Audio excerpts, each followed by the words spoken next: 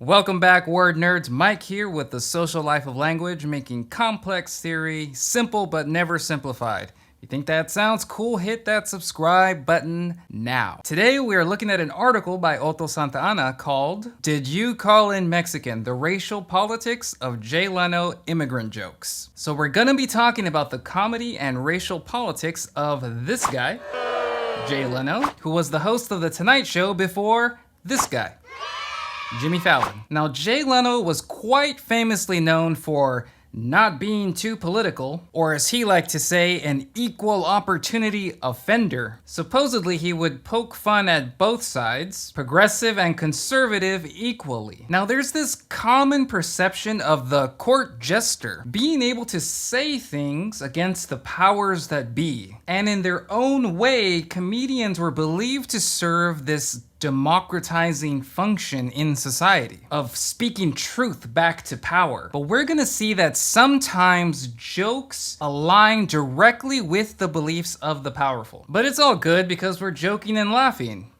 right? Let's find out. This moves us to the main keyword of this article: hegemonic humor. Let's tackle that word hegemonic first. A really easy way to think of an idea that is hegemonic is to think of that idea as part of a larger common sense. A common sense that supports and reinforces hierarchical arrangements, that preserves social boundaries, which of course, for the most part, benefits those that are in the upper classes. So I actually like to think of this as not so much a common sense, because quite honestly, some populations can see through bullshit way easier than other populations. I much prefer to think of this as a dominant sense. A dominant sense that has been dominating for so long that it's kind of hard to see. It's kind of hard to perceive. Like if I were to ask you, say something that's common sense.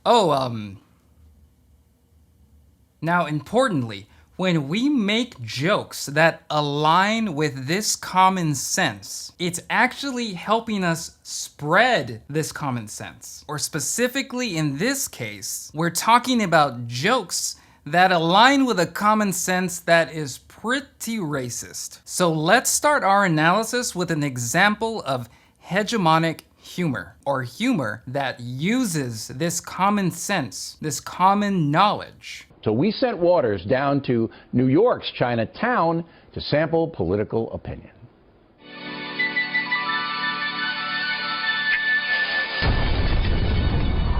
Am I supposed to bow to say hello? Trump has been beating up on China.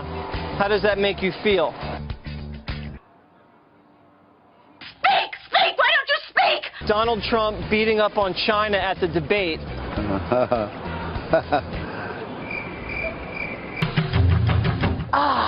Sweep the leg. Do you know karate? But when you go down to Chinatown, it seemed like everybody's aware of what's going on. You thought people knew what was going on? Most of the people answered. The old lady, I don't think she knew. No, she didn't. They're such a polite people. They are. won't walk away or tell me to get out of here. It's gentle fun, so Yes. I know we're going to get letters. It was all in good fun. So that came out on television just a couple years ago. Let's think about what is common sense about what we just saw. Well, for one, there is this hegemonic perception of comedy that it can be as racist as it wants because after all, it's just a joke. That's common knowledge about joking. This video also traffics in dominant stereotypes, specifically about Asians being forever foreigners. Hence that question Asian Americans always get asked. Oh, where are you from? Florida? No, I meant like, where are you really from? And finally, this reinforces that social division where perceived immigrant populations are never quite American. And in that last part, you can see that he really doesn't think that this immigrant population could actually understand American politics, as opposed to there obviously being a language issue there. So tons of hegemonic stereotypes. Stereotypes that are indeed part of our common sense. Now let's look at an example of anti-hegemonic humor. Our next video is from The Daily Show and was produced in direct response to that Fox News story. All right, let's move on to the world of news media. We're now joined by senior media correspondent Ronnie Chang, everybody. Thank you. Hey, Trevor, you've probably seen this that happened a few days ago on Fox News. Is it the year of the dragon? No, it's actually the year of go yourself. Trump has been beating up on China. How does that make you feel? Hey, asshole, they don't speak English. That's why they're silent. It's easy to make fun of someone when they can't respond. Here, I'll show you. Why do you look like a guy who carries around a pack of roofies just in case? This might come as a surprise, but Chinese Americans do actually have genuine thoughts on this year's election. 今日求其咪揀咗好多人咧，求其揀一個，我咧就選擇自己寫個名落去 Alfred E. Newman. You understand American politics enough to lodge a protest vote? Definitely. 是说一个adversary，那这个很危险嘛。为什么你懂美国政治方面？ I'm from Queens. What are your thoughts on the Jesse Waters video on Fox News? The chicken reporter who came down here and thought he was big because he talked to people who couldn't speak English? Yeah, that douchebag piece of So we can think of anti-hegemonic humor as questioning common sense. It frames stuff that we think is just true as highly questionable. You got that first dude that understands politics so well that he puts in a protest vote. You got the second woman talking deep politics. And also like, I'm from Queens. Or in other words, what do you mean where am I from? Putting that forever foreigner stereotype into question. And also the idea that just because you're bilingual doesn't mean that you're a recent immigrant. And finally, that last dude, he frames jokes as not just jokes, but having the power to spread racial stereotypes. So, to review, anti-hegemonic humor questions the common sense of the day. Hegemonic humor employs the common sense of the day without putting it into question. So it most likely ensures that that version of common sense feels both natural and appropriate. So now let's talk about Jay Leno. Here, Santa Ana analyzes a whole bunch of jokes from 2006 when there was these huge immigrant rights marches that took place called the May Day Marches, or also called the Great March, or also called the Day Without Immigrants March, because over a freaking million people participated. You had like hundreds of thousands of people calling out of work. Now, this was a response to the introduction of H.R.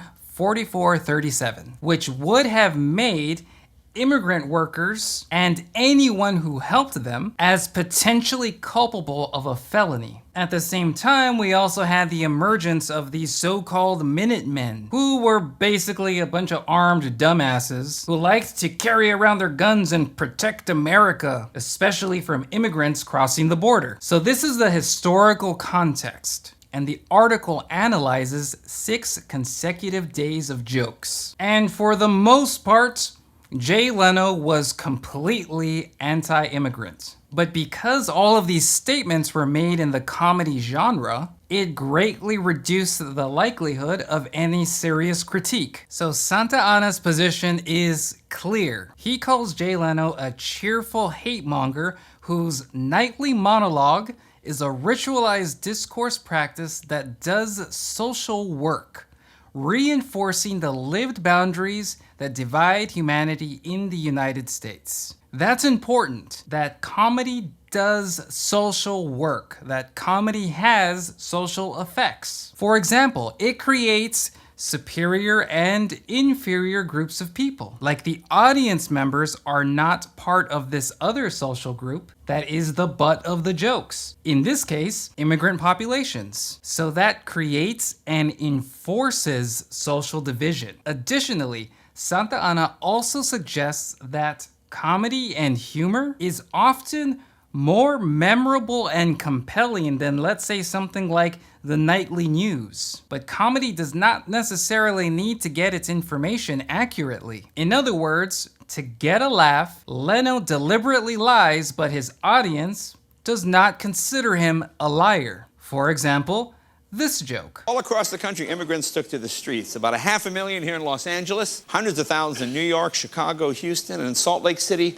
3 guys. Yeah, just 3 guys. The estimated attendance was between 5,000 and 10,000 people. Yet this joke did the work of minimizing the importance of that rally. It minimized it to a few disgruntled people. Perhaps the point of this joke was to say that this rally was way smaller than other rallies that were being held simultaneously. But not everyone will interpret it just like that. Nor will people in their pajamas in 2006 necessarily say, let's fact check that real quick on our dial-up internet. Overall, there was a consistent anti-immigrant stance across all these Jay Leno jokes. For example, he used the Mexicans are lazy stereotype. Yesterday was a big May Day immigration strike, or as we call in LA, sicko de worko, sicko de worko. How many people called in Mexican yesterday? He made several jokes calling immigrants illegals. And knowing that some people are really paranoid about immigration, he made jokes of immigrants as basically being this unstoppable invasion. And yesterday here in California, President Bush gave a speech in Orange County. He spoke on immigration. As he spoke, the crowd grew larger and larger. Well, that was just more people illegally immigrating. So really, we had protests this morning right here in front of NBC. It got a little scary. Oh, yeah. Show the security camera footage. Take a look at the front of NBC. You see what I'm saying? Look at this. Yeah, I mean, it looked pretty bad. Yeah. So at the time, there was this potent anti-immigrant sentiment in the United States. You know, kinda like today. This is a flat-out invasion. You have a group of people that are invading the U.S. border. It's the illegal invasion at our southern border. That's an invasion. It is an invasion. Well, this is an invasion. So in actuality, Jay Leno has never been politically neutral. His jokes did a lot of social work. It reinforced the division between citizen and immigrant. He helped make it okay to refer to immigrants as illegals, which of course constitutes immigrants as criminals. He characterized the May Day marches as pretty much pointless. He deployed and disseminated racial stereotypes, and he perpetuated this invasion narrative. These jokes aligned perfectly with hegemonic ideas